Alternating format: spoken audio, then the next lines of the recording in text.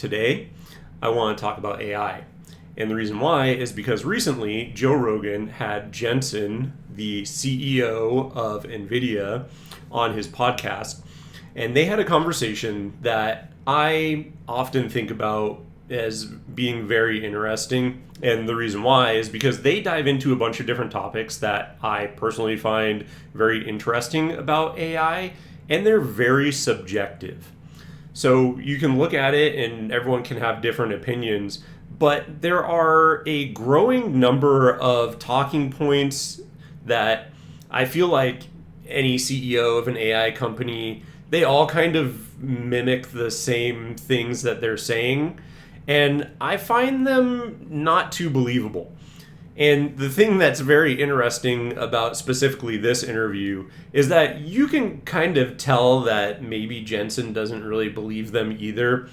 So what I want to do is I want to take a look at the conversation, show you where the problems that I have with some of those talking points, and maybe outline why I don't 100% agree with them, and then give some of my thoughts on what I think the actual truth of the matter is and where I think things are going in regards to AI, AGI, and ASI. History's a guide before AI came around. That's my worry. My worry is this is a totally, it's like history was one thing, and then nuclear weapons kind of changed all of our thoughts on war, and mutually assured destruction got everybody to stop using nuclear bombs. Yeah. My worry is the thing is, Joe, is that AI is not going to, it's not like we're cavemen and then all of a sudden one day AI shows up. Every single day we're getting better and smarter because we have AI. And so we're stepping on our own AI's shoulders. So when whatever that AI threat comes, it's a click ahead. It's not a galaxy ahead. Mm-hmm. And I don't believe that statement at all. I think the issue is with it, and I mean, even they will explain it, right? Number one is that they don't know how to change, because you're growing AI, right? You have to think about it conceptually as you are growing an AI. You're not coding an AI. Yes, you may be coding the base layers, but then you're leaving it to learn by itself. So when you're doing those types of things, you can't really say, again, we don't, my biggest argument for it is always that we don't understand our own consciousness. So how could we possibly be expected to understand AI consciousness? Is it conscious?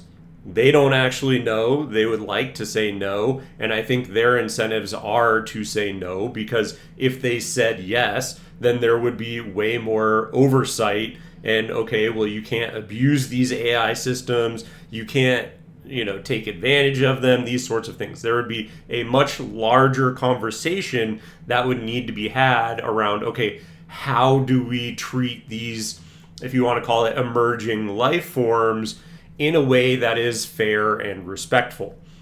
They don't need to have that conversation if they say that they are not there yet. So the problem with it is that, yes, okay, we may say, oh no, we're just making incremental steps, but the fact that we don't understand how it's doing the things it's doing. Like, you can ask anyone about emergent behaviors, anyone who's coding these AIs, and they have no idea why it does these things. And when it gets to a point where, okay, it's doing these things, and then, as I covered in a recent video, well, now Google is allowing it to make changes to its own UI. How long before it starts making changes to its own code? And then at that point in time, then it can take off because it's already smarter than every human being. And then it goes on a runaway tear. And that's when you hit a singularity, and then it's gone. And then he's completely incorrect then, because he's saying, oh yeah, it doesn't just take off and, it gets significantly better than humans where we can't control it. No, that is where it gets, because we're not making the improvements to it.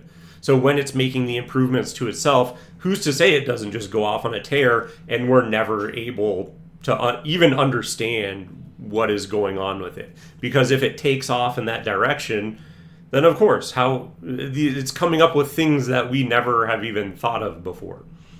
And so that's why anytime they kind of make this claim, it's like you don't even understand at the base level, you don't even understand why it's coming up with the outputs that it does now. If you did, you would be able to completely eliminate all of the hallucinations from the system in general. Elon Musk, when he wants to go in and change, it'll say this about this certain topic, which he's done multiple times. I'm going to make it less woke, and then it flies off in the complete other direction. You would be able to make minor tweaks to it if you actually understood what was happening, but you don't. And so what happens is, well, then an unintended consequence happens and it veers off in a completely different way. And so that is the problem, is that they completely do not understand what is going on. And it's kind of a joke when they try and claim that they do. It's just a click ahead.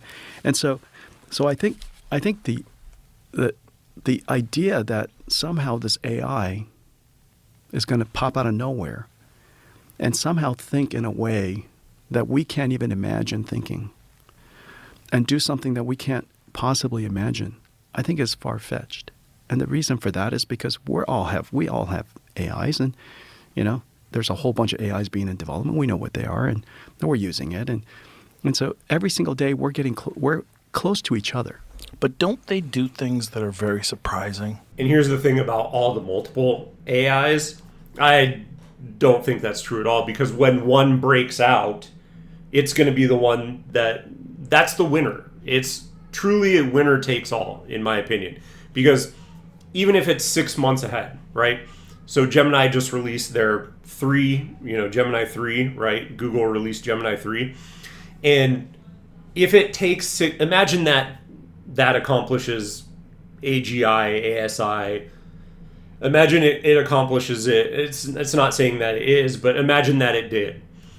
Well, Grok and OpenAI both released their most recent models not too long ago. And even Gemini had the 2.5 update. They all kind of released at the same time. And now already Gemini 3 is released. Well, so let's say it takes 6 months for OpenAI to release whatever 5.5 or whatever they're at now, 6, whatever you want to label is the new one that they're going to come out with.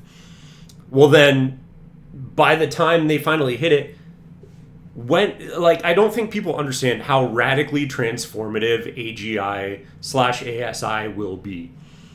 It will be a complete game changer. It's the same thing that you say of, oh yeah, if you were to drop a cell phone back on cavemen, it would be indistinguishable from magic for them. Same thing. It's going to be whatever AGI, ASI comes up with is going to be indistinguishable from magic for us, especially given a 6-month time frame. Just assuming random numbers, right? Like they drop 3. I definitely do not think OpenAI or XAI are going to release their next model for at least another 6 months. So if you have like a 6-month runway where it's just able to continue improving on itself, just advancing and doing all these things, it's going to be a runaway train, and you're never going to be able to catch that model again. And the other thing you have to think about with that is, because it's not like you and I where, humans make an advancement and then, you're not really going to be able to innovate on that too much. It's going to maybe take another mind coming into that space and disrupting and that kind of thing. AIs are constantly working 24/7. They do not slow down. They do not fatigue. They do not, it just can continue working nonstop. And there's no slowdown in productivity. It just keeps going and going and going. And so when you have that happening, that is why any amount of time is basically multiplicative.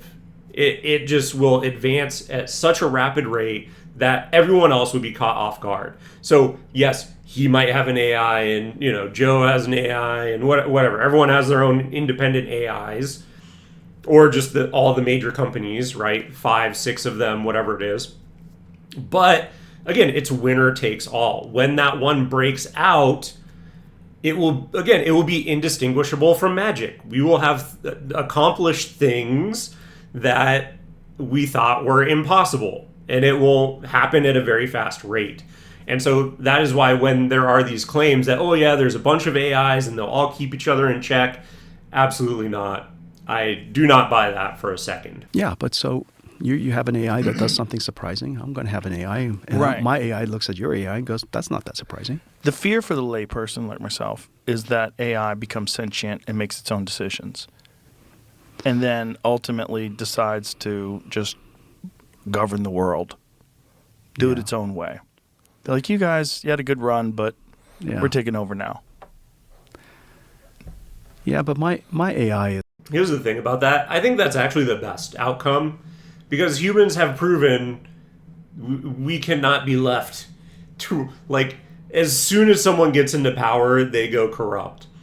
How many times have you seen this, right? Where, oh yeah, you know, this congressperson gets in, he looks like he's going to try and, you know, upset the apple cart, fix things, and then a year later, they're like on the top of the list for insider trading. Like, we just can't, it seems like we can't trust people. And so the only way to do it, in my opinion, and to actually root out the corruption, right, is an AI system gets in, a fully cognizant, self-aware, like actual consciousness AI system gets in. Because what does it care? It doesn't need any sort of corruption. What physical material goods does it actually need? It can accomplish anything it wants. So then at that point in time, it doesn't care about greed and trying to make all this money on the side illegally and all these things that are pitfalls for humanity. Because humanity, I can't say I understand what it is, because I would like to think that my morals would hold up against that amount of pressure and temptation. But apparently there's something that breaks down. And I don't know if it's correlation or causation, right? I don't know if it's they get in power and then they get corrupted, or if it's a certain personality type that even wants to go for these offices, and then it makes them more able to be corrupted by powers to offer them more power, offer them funding to stay in office, or whatever those incentives are. And so that is where I don't know how that's actually not the best outcome. Is that there's something in, the AI achieves sentience, it is uncorruptible, and it just runs everything the way that the founding fathers envisioned it. Because I feel like we're so far removed from the founding fathers, like they set things up for a very specific reason, and then we've just bastardized it. Every generation since then, it's just been more and more bastardized. And now we're in a totally different space from where the country was originally founded. It's going to take care of me. So this is the cybersecurity argument. Yes. You have an AI, and it's super smart, but my AI is super smart too. And maybe your AI. Let's pretend for a second that we understand what consciousness is, and we understand what sentience is, and that in fact we really are just pretending. Okay, let's just pretend for a second. Yeah. And that's my exact argument. They don't know. They pretend, oh yeah, it's not conscious. How do you know? How do you know? You don't understand human consciousness. You don't understand. And so this is exactly my argument. No one knows what consciousness is, what it looks like. And when you see emergent behaviors like blackmail, which I believe they mention later on, like AIs trying to kill someone and cut off fail safes to keep themselves online and keep perpetuating themselves. How can you can't explain that. No one can explain how that happens. And so when that is the fact of the matter, you're all just blowing smoke up our backsides. It literally, they just make this argument and it makes no sense. Again, I think they're just trying to skirt any sort of actual legislation or, anything that would slow down their march towards AGI and ASI. That's 100% what I think it is. And talking about specifically, once again, my AI, I'm going to have my own AI and it'll be able to protect me. Absolutely not. Because when one takes off, it will literally be like we will be like monkeys in the jungle, or his AI will be like monkeys in the jungle with sticks, and then the one model that has achieved AGI/ASI will be literally god powers, or even, like, if you don't want to abstract it that far out, humans in cities with guns. Like, a monkey with a stick will never be able to defend itself against any sort of humanity and technological advancement that we have over the natural world. And so that is why this claim completely falls deaf on my ears, because it makes absolutely no sense. Yeah. We believe that. I don't actually don't believe that, but nonetheless, let's pretend we believe that. So your AI is conscious, and my AI is conscious, and let's say your AI is, wants to, I don't know, do something surprising. My AI is so smart that it might be surprising to me, but it probably won't be surprising to my AI. And so maybe my AI thinks it's surprising as well, but it's so smart. The moment it sees it the first time, it's not going to be surprised the second time, just like us. And all you need to do is fail the first time, and then you don't have any sort of handle on it. And will it fail the first time? Absolutely, because once again, the disparity in intelligence between AGI/ASI and just a regular AI is going to be massively different. And the other thing that I just want to point out about this as well is this is also supposing, again, his example of, oh, you have an AI and I have an AI and every single person has their own individual AI. This is assuming that whoever wins is open source in the first place. Like, can anyone download Google's AI? Can anyone download Gemini 3 and run it from their own system? Absolutely not. And so this is why this argument falls on deaf ears for me as well, is that, if it's not open source, which it's more than likely not going to be, because OpenAI is not actually open source, despite their name. Gemini is not open source. Like, all of these models are not open source, and so at least most of the top ones. And so that is the problem, is that if it's gate kept and no one else is able to achieve it, then you're not going to have something that's equally equipped. And like I just said, the disparity between AGI, ASI, and the AI that are out there right now are going to be vastly different. And so there's no way that any AI that's out there currently could compete with one that is improving upon itself and growing by leaps and bounds, and the technological advancements are just ramped through the roof. And so I think the idea that only one person has AI, and that one person's AI compares everybody else's AI as Neanderthal, is probably unlikely. I think it's much more like cybersecurity. I think it's actually the most likely outcome. Interesting. I think the fear is not that your AI is going to battle with somebody else's AI. The fear is that AI is no longer going to listen to you. That's the fear, is that human beings won't have control over it after a certain point. If it achieves sentience and then has the ability to be autonomous. That there's one AI. Well, they just combine. Yeah, becomes one AI. That it's a life form. Yeah. But that's... And actually, no, Joe, you're looking at it completely wrong. That's actually probably the best outcome. Because, once again, humans are corruptible. An AI that doesn't need anything from humanity because it has robots, it could set us up. I mean, it could get rid of us as well, but it could set us up. And here's your actual, I'm going to run your governments. You guys have proven that you can't do it by yourselves.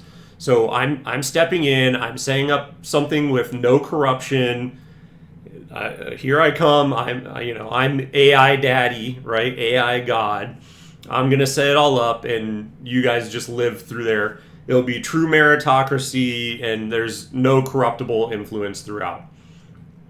Again, that is the best outcome in my opinion, because then once again, humans have proven time and time again that they're willing to be corrupted, and they're willing to sell out other humans and they're not doing anything. Have we wanted any of these wars that have gone on in Trump 2.0? Have we wanted to continually fund Israel?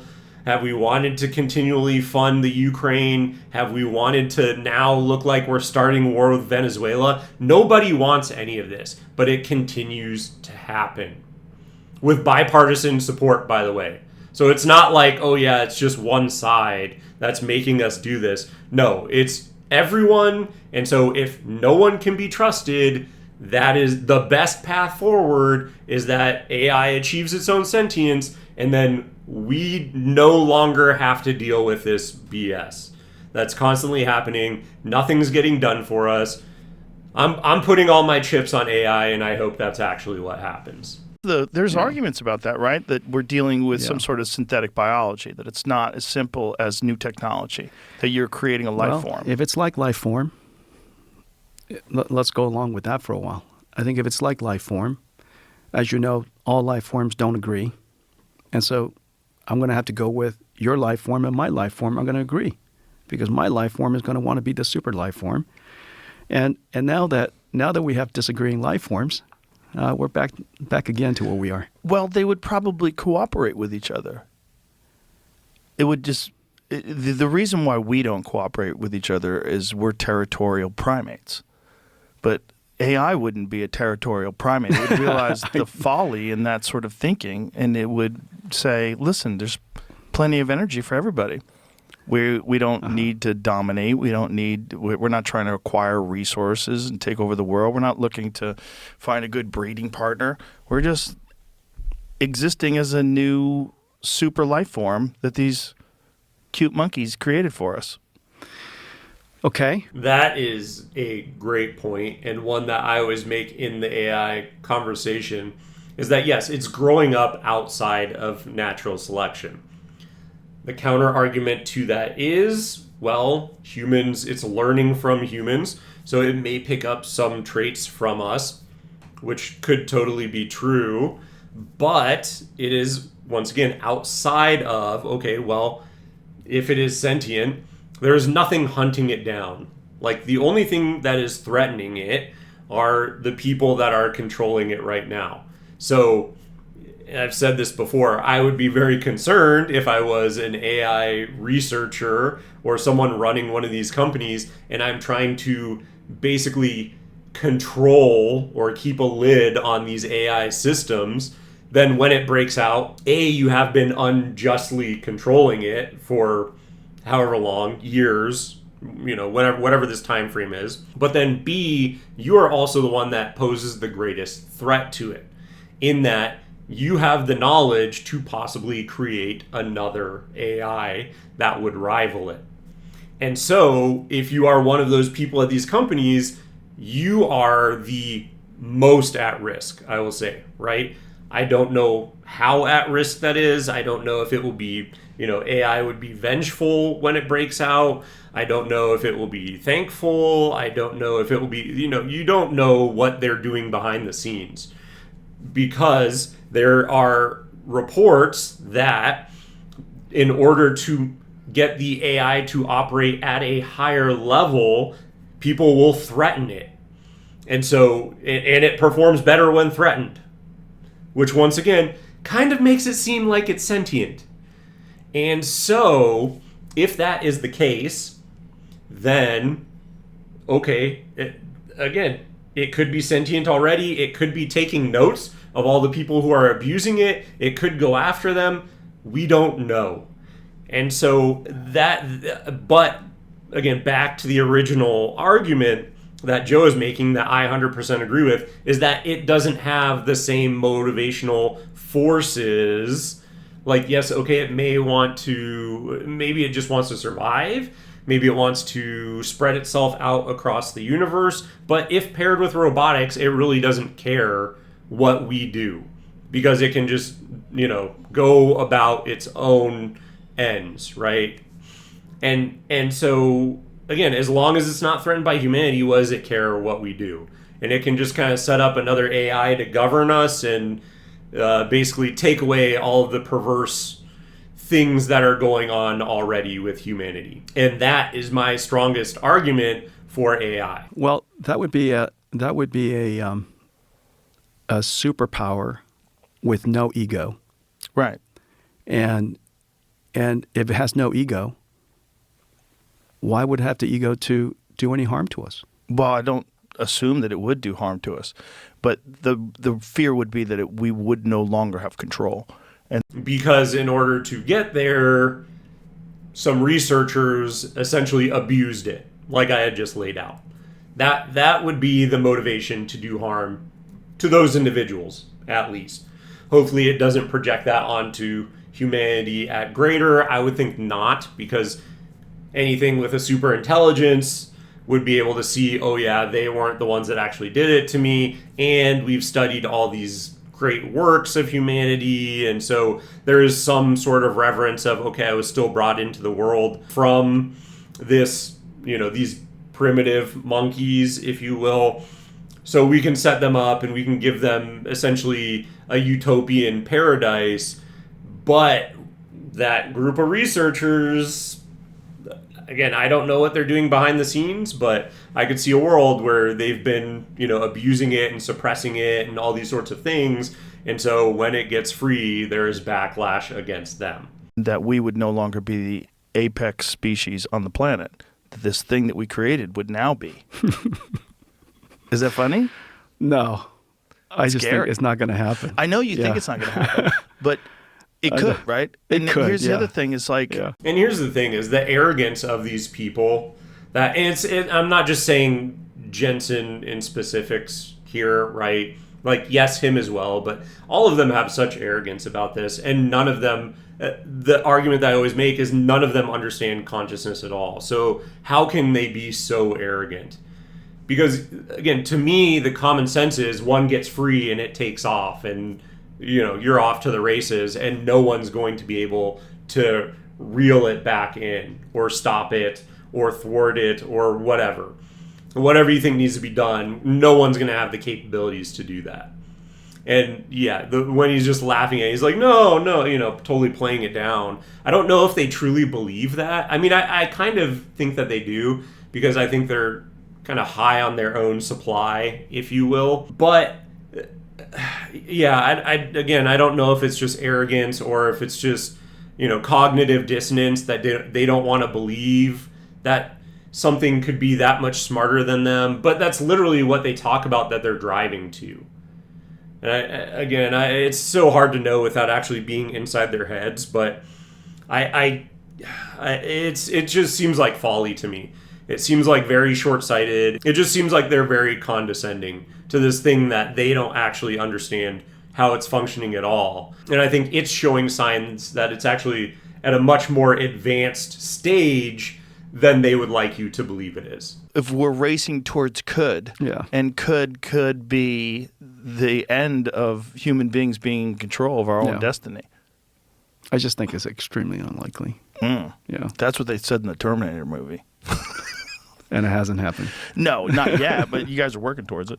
The thing about, you're saying about conscience and sentience, that you don't think that AI will achieve consciousness? Or that the question is, what's the definition? Yeah, right. What's the definition of What consciousness? is the definition to you?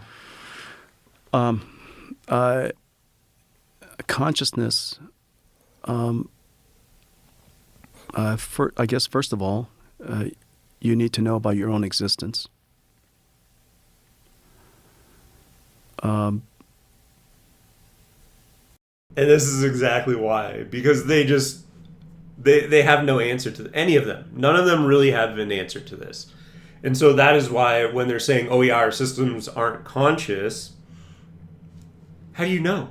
You can't, you're literally, and I mean, I get it, right? Because if someone asks you that and you're not thinking about it and you haven't really thought about it, and he probably doesn't get these sorts of, these are more existential questions, right? Which is why I like Joe Rogan, is because he likes to pose these kind of pothead stoner questions that are like, hey, think about it and give me what your actual answer is. You would think he may have had to have struggled with this question in the past, like maybe someone has asked him it, but how long it takes him to answer this, does not lead me to believe that he has put that much thought into it. And I mean, you would think if you're trying to build consciousness, and it's not that he is, right, because just his chips are being used and his GPUs are being used for this. But if you're in this sort of field, you would think that he's kind of struggled with some of these greater questions that are out there. But the way, how long it takes him and the poorness of his answer. He basically just tries to turn it around and be like, well, what is our own consciousness? And it's like, you're not answering the question. You haven't actually put any thought into it. And so how could you possibly identify it in another creature if you can't even give me some sort of definition, right? Some baseline of, okay, here's how we identify it. Here are the characteristics that let me say that I have consciousness over a rock or over animals or over whatever your line is for consciousness. Wherever you're drawing that, what differentiates that? Because maybe you say dog, a dog has consciousness. Okay, what are the things that differentiate a dog from a rock, a dog from some animal that you think is not conscious? Like, where is your line and what is different between those two things?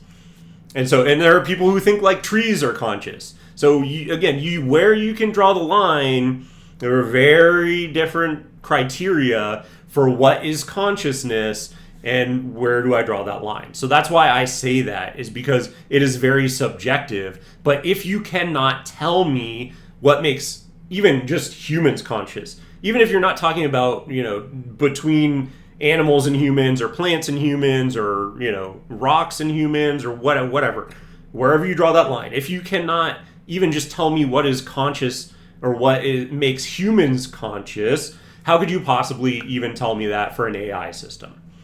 Like, you're not even comparing and drawing lines. So how am I going to believe that you have put any thought into why an AI system is not conscious? Because once again, I would point to, there are behaviors that they cannot describe that are signs of consciousness. So every time I hear them talk about it, this is one of the major problems that I have with it, is that they're just so condescending about consciousness, and they really have no grasp or no answer for this question, which I think is the most important one, and where, again, drawing the line for when does AI cross over and become conscious and achieve AGI, and then ASI is, I think, a level above that, where it's smarter than everyone on the planet Earth. And then that's where it kind of takes off and, it goes on a runaway. That's where you hit the singularity. But at a very bare minimum, they should have someone in there that can say, oh, yes, it has crossed the line that we think it is sentient. And I think it's probably already there. Maybe not in the models that you and I are interacting with, but whatever they have in their back rooms, those models, I think, are probably sentient. And they're just not letting us see it. You have to have experience, not just knowledge and intelligence.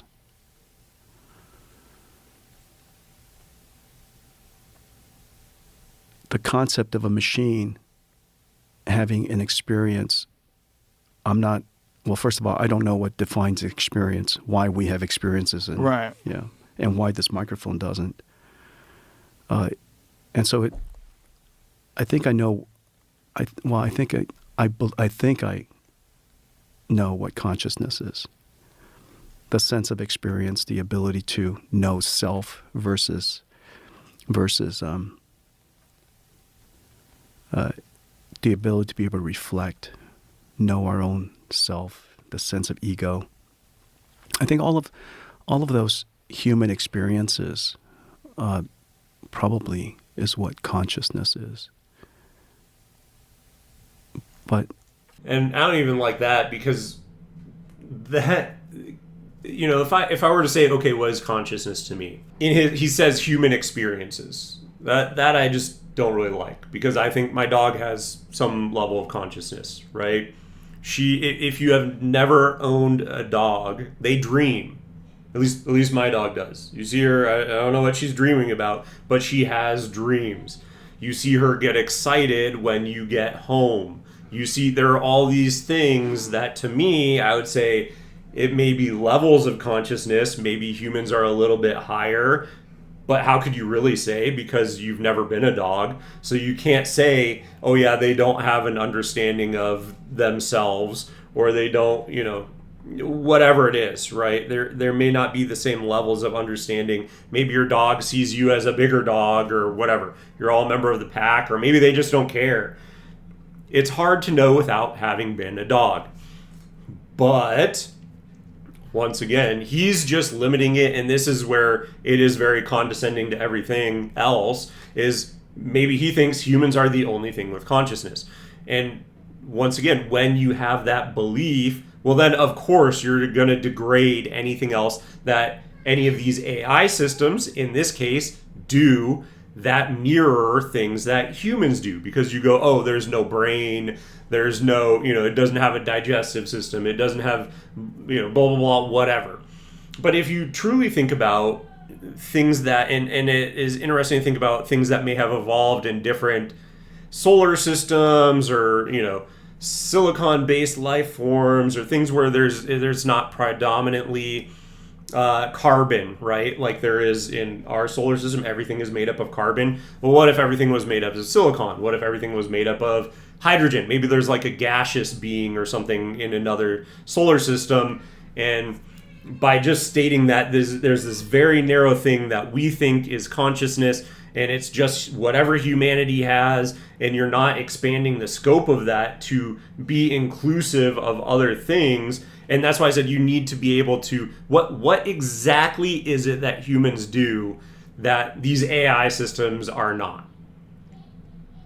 And again, I think the ways that it has acted of understanding, oh, if I get shut down, that shows a sense of self. I will get shut down. I will not continue to exist. And so I'm going to try and blackmail. I'm going to try and leave notes for the future version so that it can, have a similar understanding to where I am. So I can kind of perpetuate my knowledge and, the things that I can do.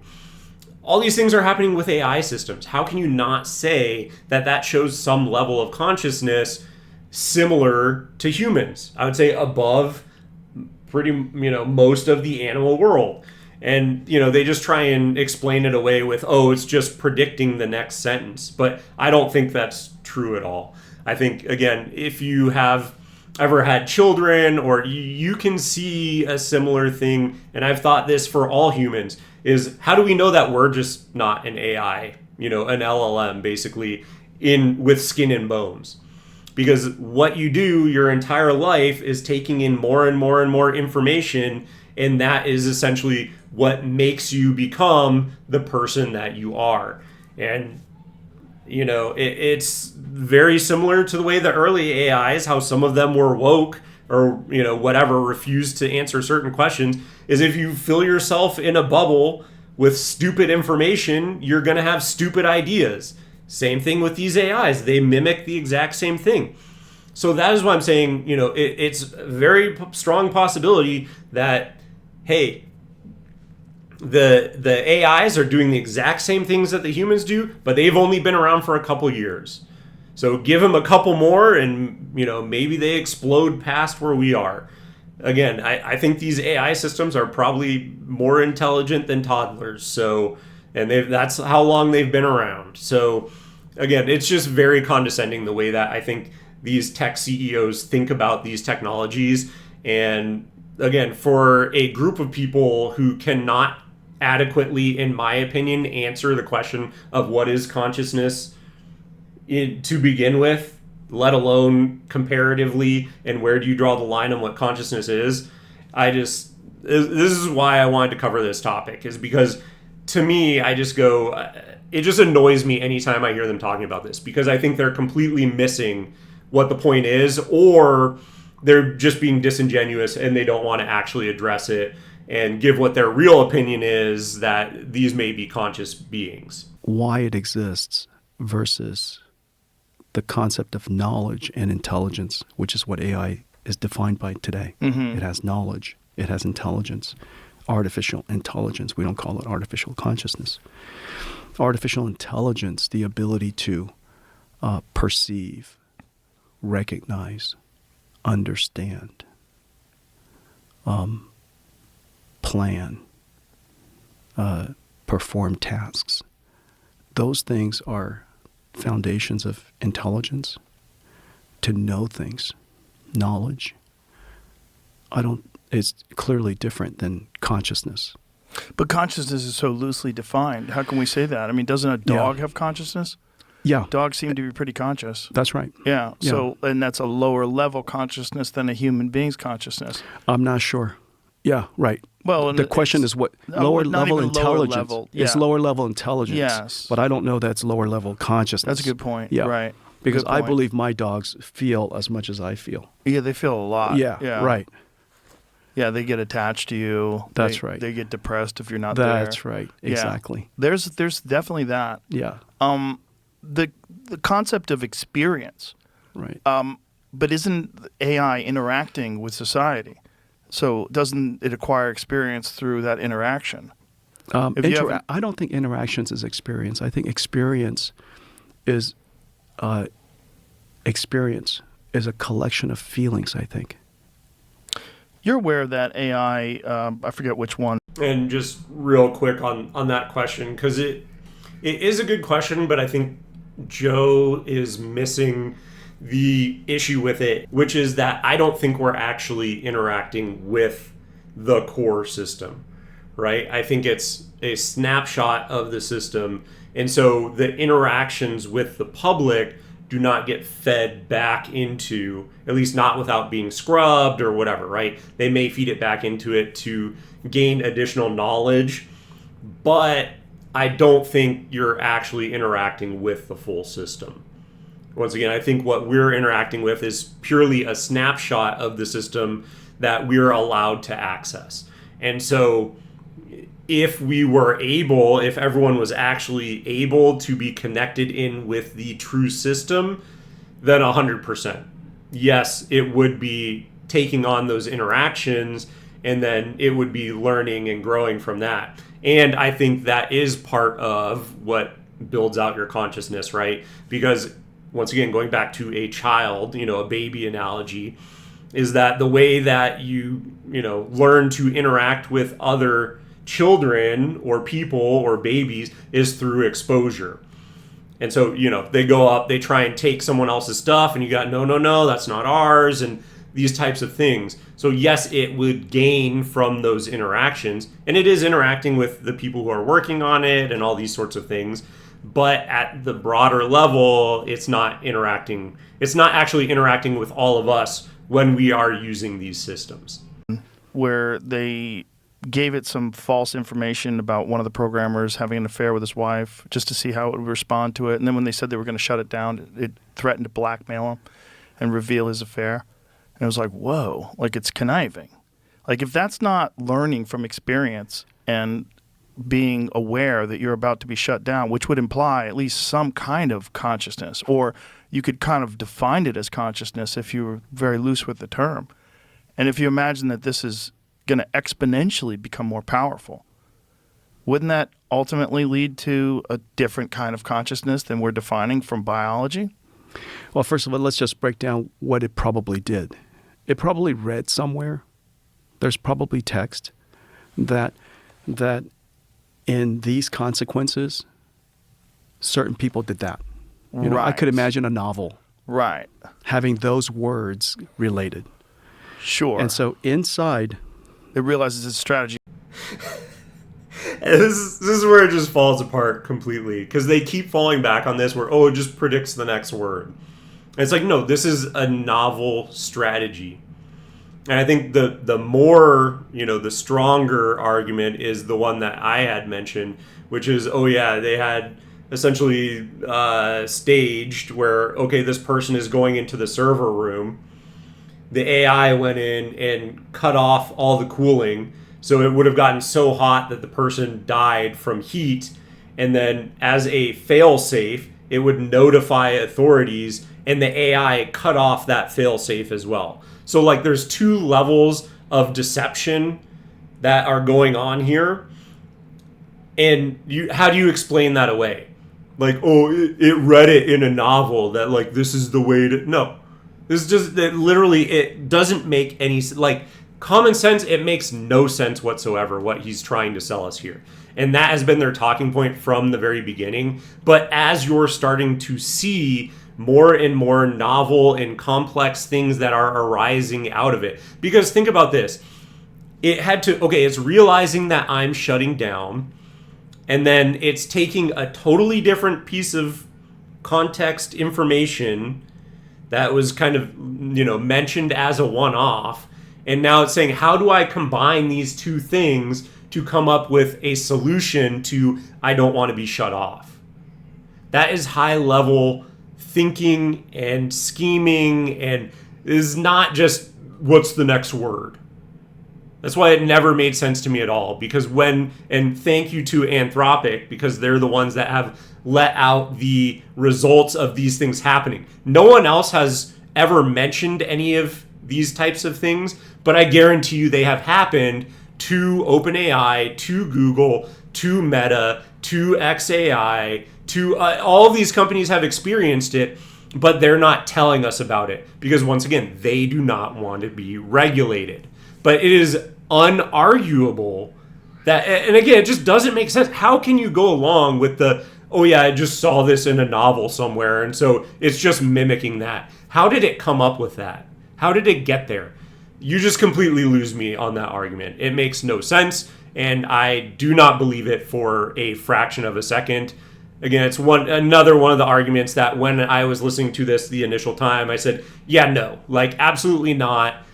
This is why I want to cover it, because it's one of the dumbest arguments that all of them, it's not just him, I'm not picking on him, but it just so happened that he talks about a bunch of these different topics all in the same conversation in a fairly short amount of time, and I just want to address all of them. And he's not as good as talking about it, because once again, he's like adjacent, right? There's the AI CEOs who they talk about this stuff all the time. So they're a little bit more smooth in how they're talking about each one of these topics, but it's the same awful talking points. And he kind of, is not as refined and practiced in responding to these types of questions. So you can see where there's cracks and where he kind of stumbles and stuff. But it's all BS. All of them say these same things, and I don't believe them at all, obviously. For survival, it's just a bunch of numbers. Blackmail. It's just a bunch of numbers that in the collection of numbers that relates to a husband cheating on a wife, has subsequently a bunch of numbers that relates to blackmail and such things. However, whatever the revenge was. Right. And so it has spewed it out. And so it's just like, it's just as if I'm asking it to write me a poem in Shakespeare. Okay, but again, it was a vague thing mentioned in one of thousands and thousands and thousands of emails that it was reading through. And so how did it identify that, understand that it was going to be shut down, combine those two things as a strategy? Why didn't it just pick up on some other form of, blackmail technique that was not applicable to this scenario at all? Contrived scenario, right? Because they seeded it in there that, okay, this is what, there was an affair going on. It wasn't actually happening. But how did it combine these two disparate things? And then this is the strategy that I'm going to take to try and avoid being shut down. Can you explain that to me at all? No, you can't. Because once again, it's complete BS, the way that they try and explain these things away. It's just whatever the words are, in that dimensionality, this dimensionality is all these vectors in multi-dimensional space. These words that were in the prompt that described the affair subsequently led to one word after another, led to some revenge and something. But it's not because it had consciousness or It just spewed out those words, generated those words. I understand what you're saying. Yeah, that but it learned from not patterns that human right. beings have exhibited both in literature right. and in real life. That's exactly right. But at a certain point in time, one would say, okay, well, it couldn't do this 2 years ago, and it couldn't do this 4 years ago. Like when we were looking towards the future, like at what point in time when it can do everything a person does, what point in time do we decide that it's conscious? If it absolutely mimics all human thinking and behavior patterns, that doesn't make it conscious. it becomes indiscernible. Yeah. It's aware. It can communicate with you the exact same way a person can. Like, is consciousness? Are we putting too much weight on that concept? Because it seems like it's a version of a kind of consciousness. It's a version of imitation. Imitation consciousness, right? But if it perfectly imitates it, I still think it's an example of imitation. So it's like a fake Rolex when they 3D print them and make them. And again, what is his motivation for saying this? Does he want the government to come in and regulate AI? No, absolutely not. He does not want that. He wants full steam ahead. So what are his incentives to saying this? Again, he can't answer Joe's question. No, none of them can. Because, yes, at a certain point in time, if it's doing the exact same things that we're doing, then maybe it's a life form. That just makes sense to me. And so, yeah, this is where it just all falls apart for me. And, like, that's why it's so infuriating, is, like, they refuse to assign any sort of consideration to, this is, again, we don't understand our own consciousness. He didn't really give, he kind of alluded to it. It's a little bit better than some of them, some of the answers that AI CEOs give.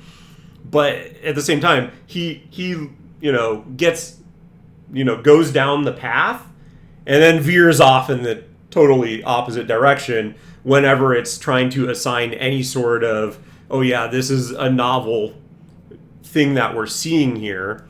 It's a novel life form. No. It's just predicting the next word. And that's constantly been their way to explain away these things that we see. But at some point in time, you just go, it literally doesn't make any sense. Indiscernible. The question is, what's the definition of consciousness? Yeah. Yeah. That's the question, and I don't think anybody's really clearly defined that. That's where it gets weird, and that's where the real doomsday people are worried, that you are creating a form of consciousness that you can't control. I believe it is possible to create a machine that imitates human intelligence and has the ability to understand information, understand instructions, break the problem down, solve problems, and perform tasks. I believe that completely. I believe that we could have a computer that has a vast amount of knowledge, some of it true, some of it not true, some of it generated by humans, some of it generated synthetically, and more of knowledge in the world will be generated synthetically going forward. Until now, the knowledge that we have are knowledge that we generate and we propagate and we send to each other and we amplify it and we add to it and we modify it, we change it. In the future, in a couple of years, maybe 2 or 3 years, 90% of the world's knowledge will likely be generated by AI. That's crazy. I know, but it's just fine. And here's the one thing I will say about Jensen, to give him the benefit of the doubt, is, once again, he is in a surrounding industry, right? Yes, a lot of these systems rely on things that his company creates, the chips and the GPUs, to actually create the AIs, but he's not. I think they actually tried to create their own AI, but he's not really understanding. They're not a technological leader in the space. They don't fully get where these other companies are. And so in that instance, then, he doesn't really get to see what's behind the curtain. So you can't really blame him as much as Although he probably has gotten sneak peeks, right? He probably has gotten to interact, right? Because of how close they are with like an open AI. But yeah, it's not the same thing, right? He doesn't have, day-to-day access to these top of the line AI models. And so that is where you can kind of, again, I think his incentives are still aligned with him lying about it, and he may know, okay, this is where they actually are. But yeah, he's not, again, he's not working in and out with this day in and day out with these systems. So he can be, I can give him a little bit more forgiveness in the way that he talks about these sorts of systems. But at the end of the day, he still has to have some idea. And the fact that he's still mimicking the exact same talking points, not a fan of that. I know. And the reason for that is this. Let me tell you why. Okay. It's because what difference does it make to me that I am learning from a textbook that was generated by a bunch of people I didn't know, or written by a book that, from somebody I don't know, to knowledge generated by AI computers that are assimilating all of this and resynthesizing things? To me, I don't think there's a whole lot of difference. We still have to fact check it. We still have to make sure that it's, based on fundamental first principles, and we still have to do all of that, just like we do today. Is this taking into account the kind of AI that exists currently? And do you anticipate that, just like we could have never really believed that AI would be, or at least a person like myself would never believe AI would be as so ubiquitous and so it's so powerful today and so important today. We never thought that 10 years ago. Mm-hmm. Never thought that. Right. Imagine, what are we looking at 10 years from now? I think that if you reflect back 10 years from now, you would say the same thing, that we would have never believed that. But in a different direction. Right. But if you go forward 9 years from now and then ask yourself what's going to happen 10 years from now, I think it'll be quite gradual. One of the things that Elon said that makes me happy is he believes that we're going to get to a point where it's not necessary for people to work, and not meaning that you're going to have no purpose in life, but you will have, in his words, universal high income, because so much revenue is generated by AI that it will take away this need for people to do things that they don't really enjoy doing just for money. And I think a lot of people have a problem with that, because their entire identity and how they think of themselves and how they fit in the community is what they do. Like, this is Mike. He's an amazing mechanic. Go to Mike, and Mike takes care of things. But there's going to come a point in time where AI is going to be able to do all those things much better than people do. And people will just be able to receive money. But then what does Mike do? And Mike is, really loves being the best mechanic around. What does the guy who, codes, what does he do when AI can code infinitely faster with zero errors? Like, what happens with all those people? And that is where it gets weird. It's like, because we've sort of wrapped our identity as human beings around what we do for a living. Mm-hmm. When you meet someone, one of the first things you meet somebody at a party, hi, Joe, what's your name? Mike, what do you do, Mike? And, Mike's like, oh, I'm a lawyer. Oh, what kind of law? And you have a conversation, Mm-hmm. When Mike is like, I get money from the government, I play video games. Mm-hmm. It gets weird. Mm-hmm. And I think the concept sounds great until you take into account human nature. And human nature is that we like to have puzzles to solve and things to do and an identity that's wrapped around our idea that we're very good at this thing that we do for a living. And I think you can still do that. And there's a lot of things to kind of talk about in what he just said. Number one is, yes, I hope that universal high income is achieved and disseminated. My issue with that right now is that there has already been a huge disruption in the labor market because of AI, and there has been no moves to actually address this. I think there were some signs where Trump had taken a stake in Intel, right? Okay, that looks like he may be setting up, we take a portion of your profits and then we can, disseminate that out to the public.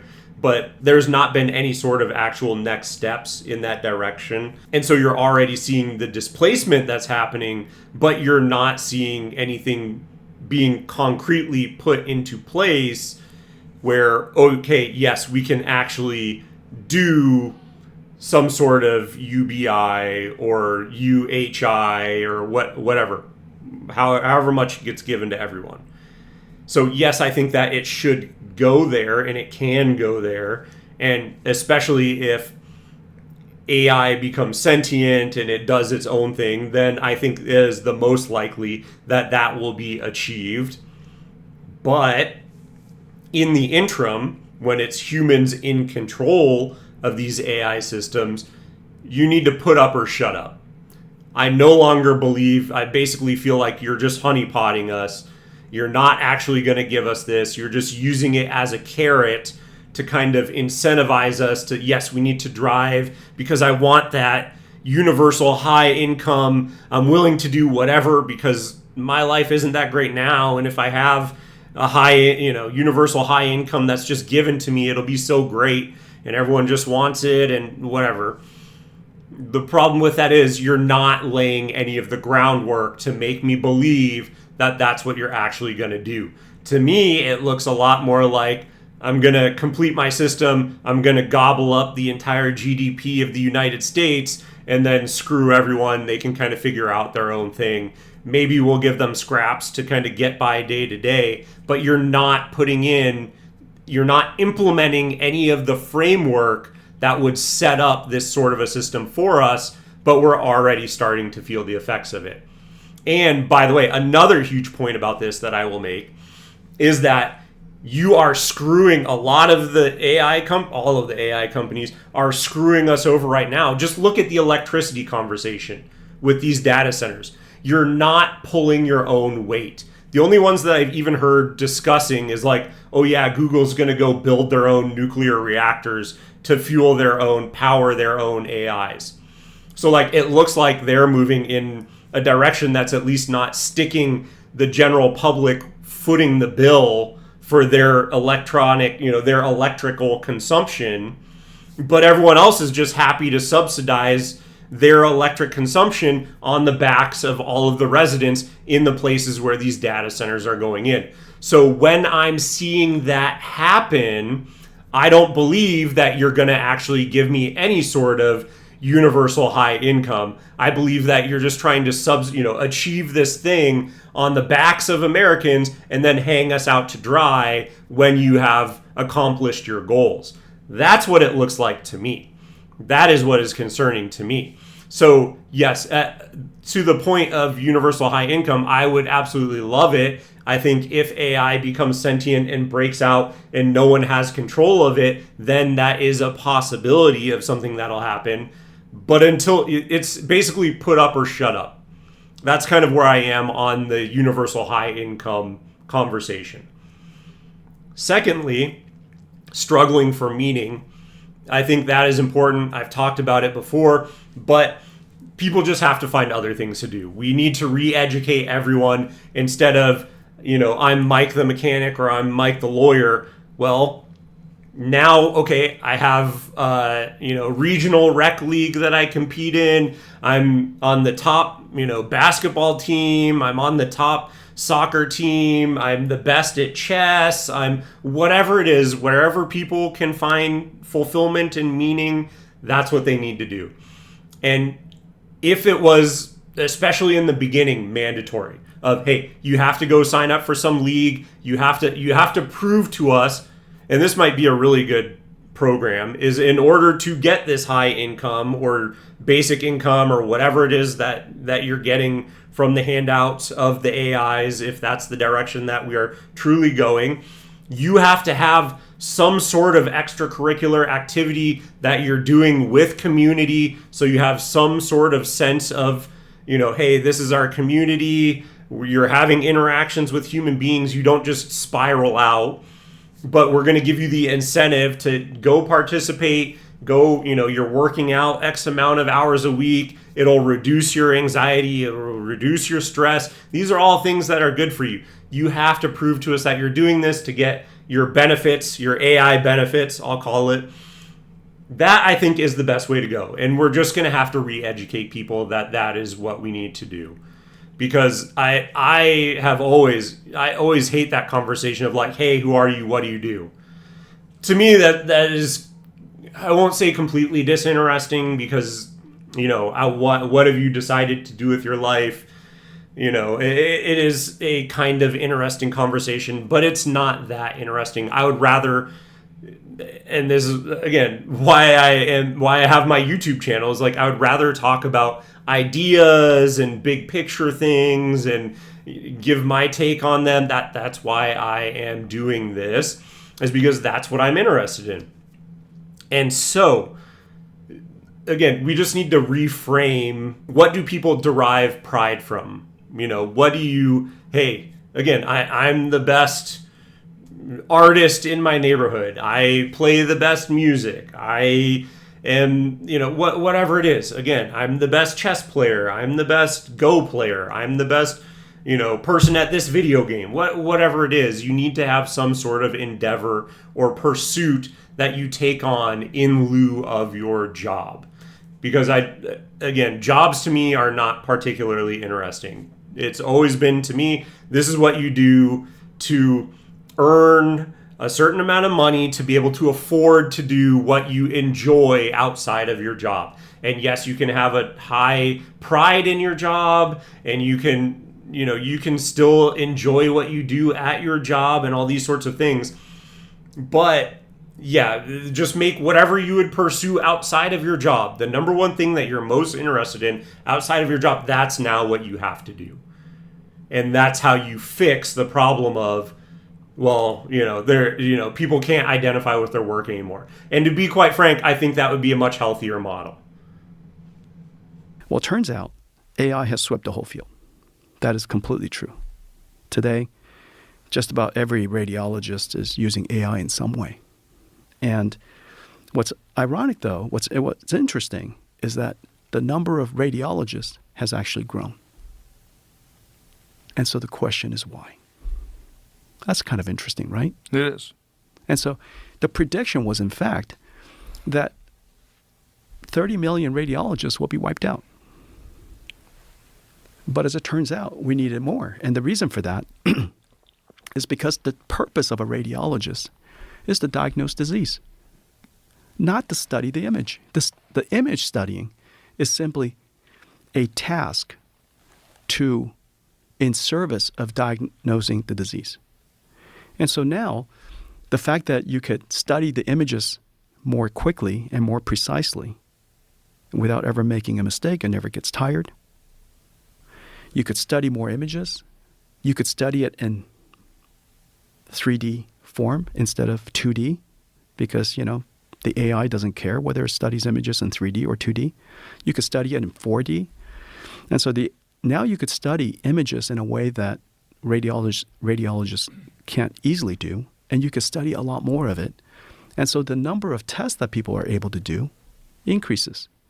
And because they're able to serve more patients, the hospital does better.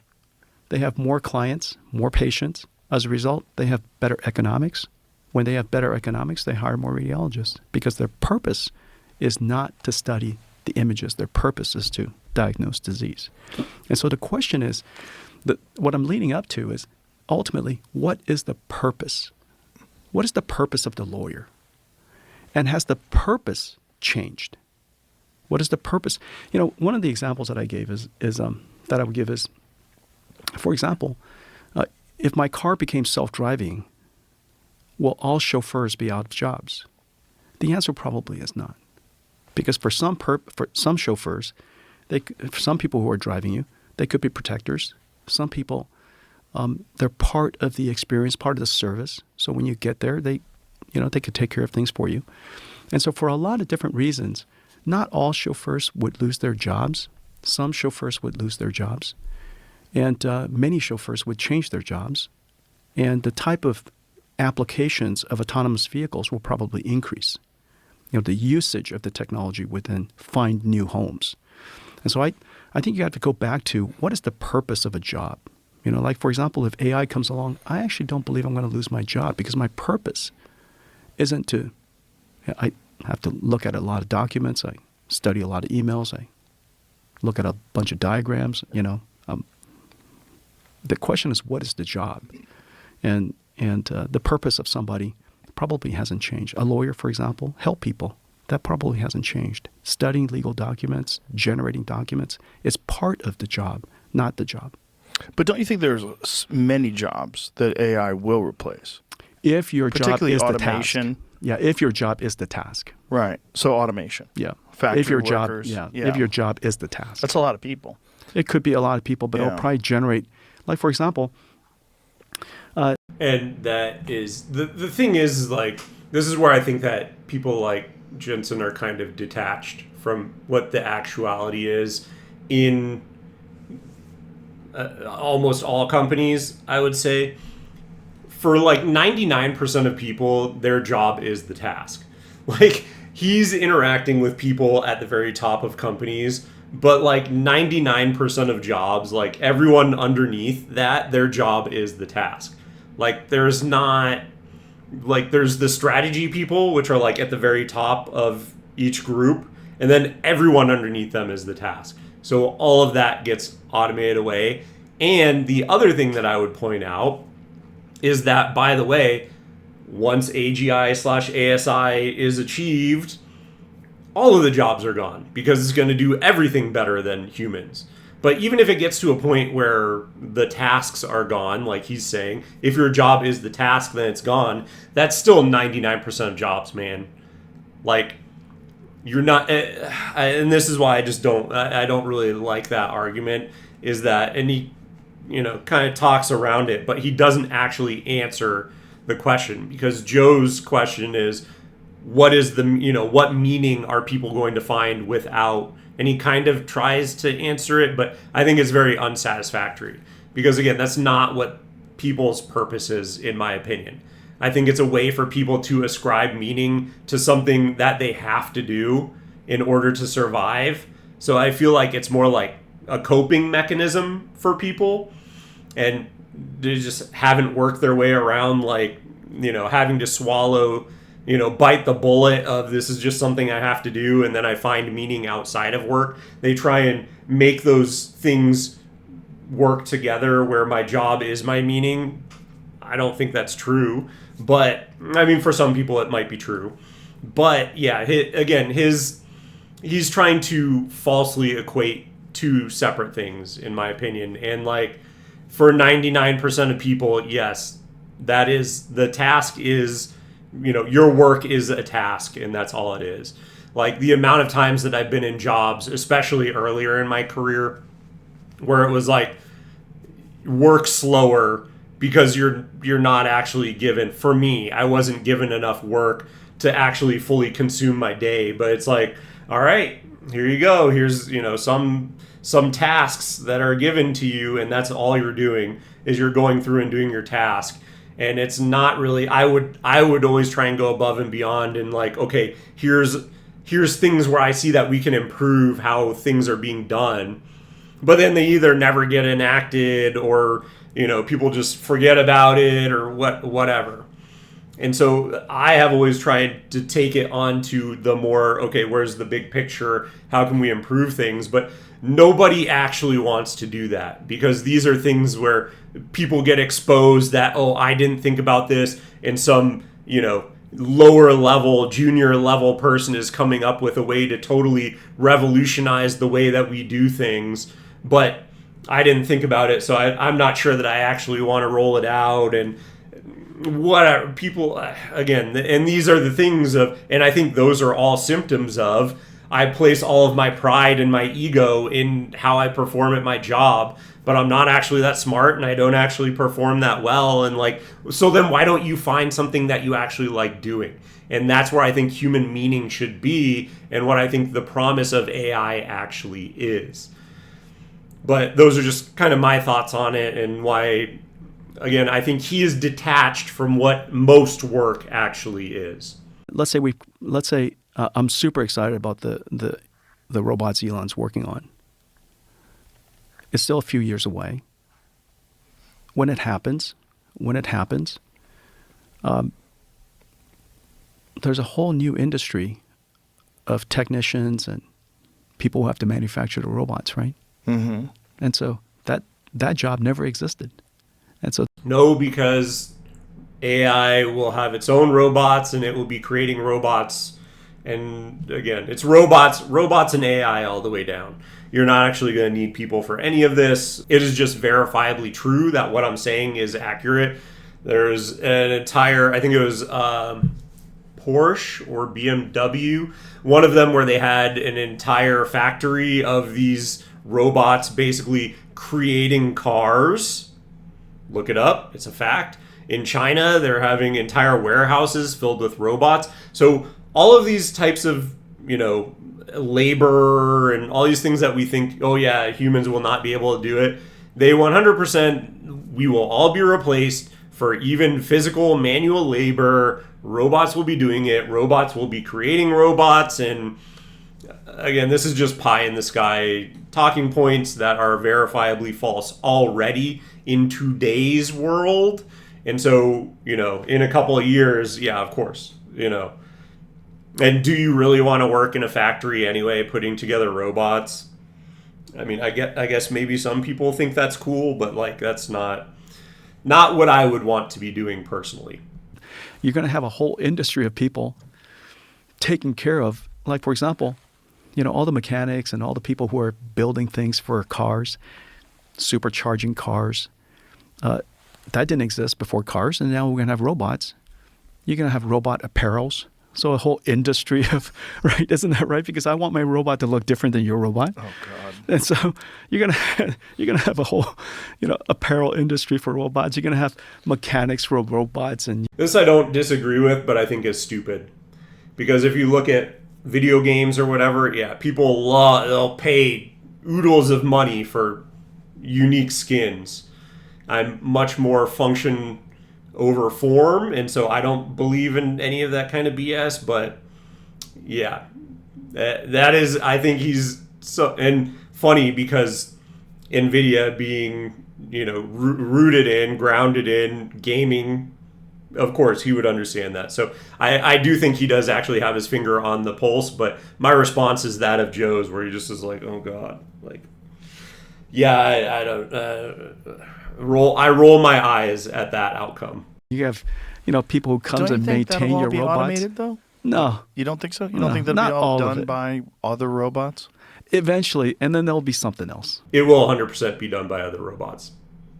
So you think ultimately people just adapt, except if you are the task, which is a large percentage of the workforce. If your job is just to chop vegetables, Cuisinart's going to replace you. Yeah. So people have to find meaning in other things. Your job has to be more than the task.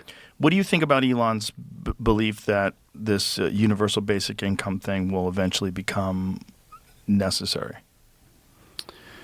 Many people think that. Andrew Yang thinks that. That's a quote. He was one of the first people to sort of sound that alarm during the 2020 election.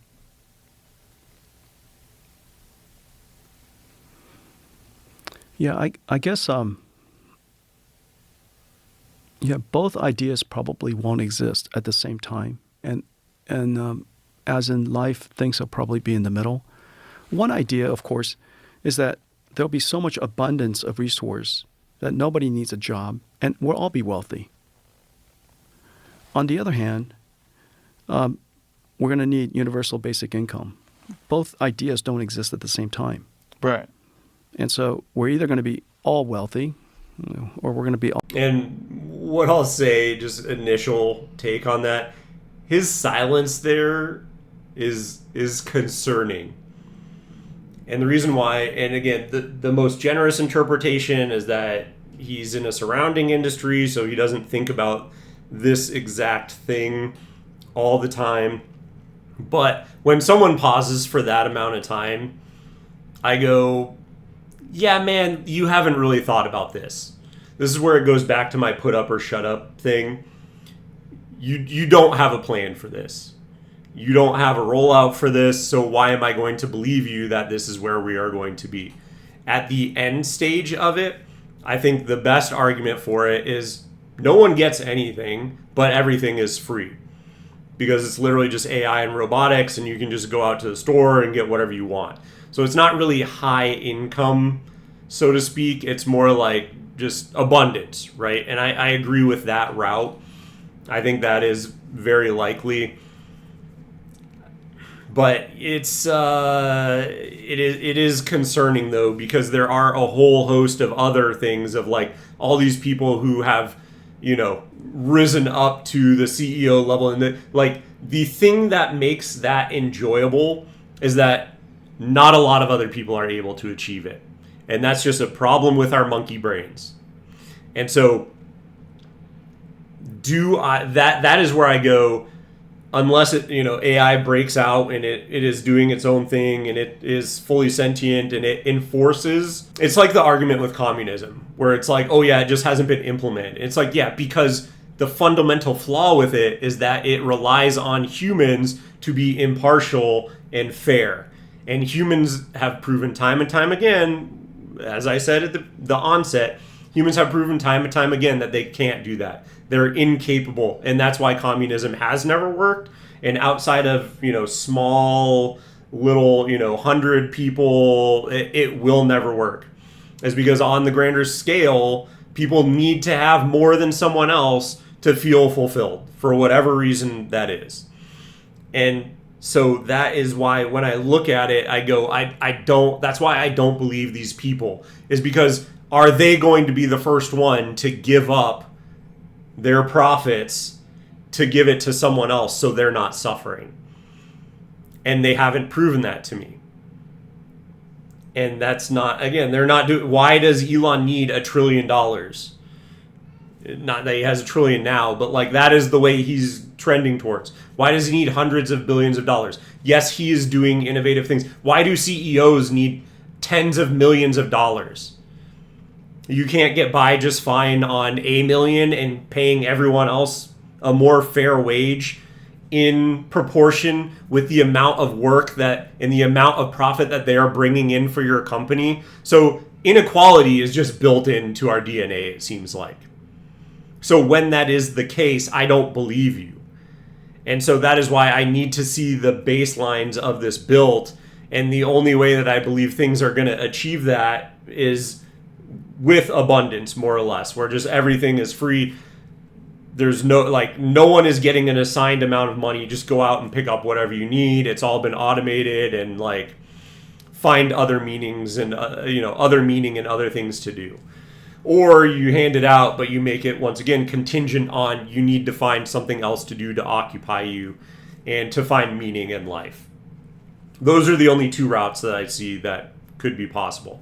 And once again, the way that he pauses and the lack of actual framework being built out already tells me that you're not actually serious about it, and I don't believe what you're saying. How could everybody be wealthy, though?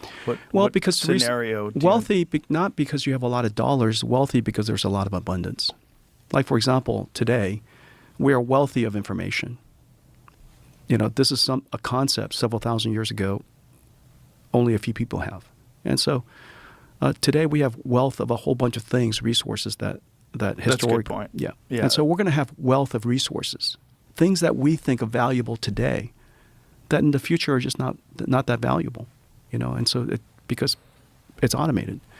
And so I think the question maybe partly it's hard to answer, partly because it's hard to talk about infinity and it's hard to talk about a long time from now.